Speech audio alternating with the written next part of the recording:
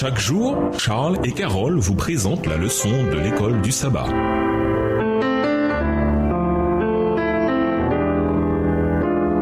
Bienvenue à notre émission Dieu nous parle. Nous sur de jeudi pour une occasion comme celle-ci. Certains chrétiens ont la fâcheuse tendance à s'arrêter sur les aspects difficiles des prophéties bibliques. Nous voyons que des temps difficiles sont devant nous. Alors l'étude des prophéties peut nous faire peur et nous amener à faire une fixation sur les épreuves et non sur la résolution finale de l'histoire. Dieu n'édulcore pas l'avenir. Il est honnête au sujet des événements qui vont se produire entre aujourd'hui et la fin de la grande controverse. Mais il convient de toujours lire l'histoire jusqu'à la fin. Les prophéties suivent le même modèle général. Dieu révèle la vérité sur le désordre créé par notre rébellion humaine et il nous montre les conséquences. Mais ensuite, il nous parle toujours d'espoir. Certains voient les prédictions d'une crise finale, le temps de détresse de Jacob avec peur et tremblement. Sans aucun doute, les derniers moments ne seront pas faciles pour le peuple de Dieu. Mais tout comme la prédiction des temps difficiles est fiable, la promesse de délivrance l'est également. Dans Apocalypse 12, le diable poursuit l'épouse de Christ avec une haine vindicative, mais Dieu intervient pour la sauver. L'histoire d'Esther montre également une très belle reine qui joue un rôle central dans ce drame et Dieu l'emploie avec puissance pour sauver son peuple. Lisons Esther 4 et versets 13 et 14, Esther 5 et versets 1 à 3 et Esther 9 et versets 20 à 28. Quelle leçon peut-on tirer de ces passages concernant notre détresse dans les derniers moments de l'histoire de la terre? Esther 4, les versets 13 et 14. Mardoché fit répondre à Esther: Ne t'imagine pas que tu échapperas seul d'entre tous les Juifs parce que tu es dans la maison du roi. Car si tu te tais maintenant, le secours et la délivrance surgiront d'autre part pour les Juifs. Et toi et la maison de ton père vous périrez. Et qui sait si ce n'est pas pour un temps comme celui-ci que tu es parvenu à la royauté. Esther 5 et versets 1 à 3. Le troisième jour, Esther mit ses vêtements royaux et se présenta dans la cour intérieure devant la maison du roi. Le roi était assis sur son trône royal dans la maison royale en face de l'entrée de la maison. Lorsque le roi vit la reine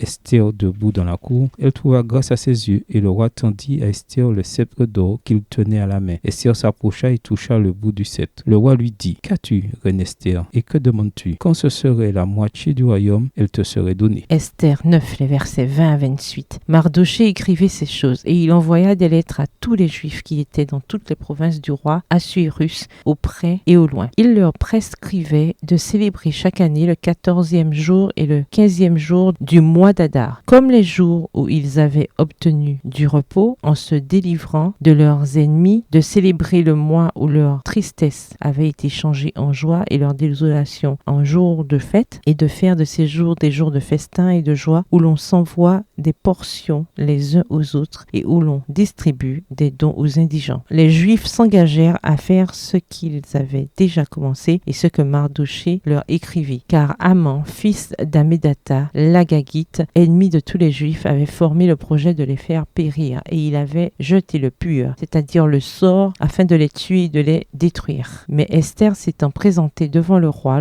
ordonna par écrit de faire retomber sur la tête d'Haman le méchant projet qu'il avait formé contre les Juifs et de le pendre au bois, lui et ses fils. Verset 26. C'est pourquoi on appela ces jours Purim, du nom de Pur, d'après tout le contenu de cette lettre, d'après ce qu'ils avaient eux-mêmes vu et ce qui leur était arrivé. Les Juifs prirent pour eux, pour leur postérité et pour tous ceux qui s'attacheraient à eux, la résolution et l'engagement irrévocable de célébrer chaque année ces 2 jours selon le mode prescrit et au temps fixé. Ces jours devaient être rappelés et célébrés de génération en génération dans chaque famille, dans chaque province et dans chaque ville. Et ces jours de Purim ne devaient jamais être abolis au milieu des Juifs, ni le souvenir s'en effacer parmi leurs descendants. Dieu a suscité son Église du reste pour un moment précis de l'histoire. Alors que les 1260 jours de la période sombre parvenaient à leur terme, Dieu a fait sortir son épouse de l'endroit où elle était cachée, comparé avec Apocalypse 12, verset 14, pour porter son dernier message de miséricorde au monde, le message des 3 anges. Nous sommes là pour une occasion comme celle-ci. Esther 4, verset 14. Esther a découvert qu'elle n'était pas seule pour affronter la persécution qu'Haman déclenchait contre son peuple. Elle trouva grâce aux yeux du roi et son peuple put avoir la délivrance. Nous non plus, nous ne sommes pas seuls tandis que nous entrons dans les derniers moments de l'histoire de la terre. Le roi est de notre côté et le peuple de Dieu sera également délivré. Les choses se sont bien terminées pour le peuple de Dieu, du moins dans cette histoire. Mais ce n'est pas toujours le cas, n'est-ce pas? Pourquoi, dans ce cas, doit-on toujours avoir une vision à long terme pour garder l'espérance que nous avons en Christ? Au revoir. Et à demain si Dieu veut.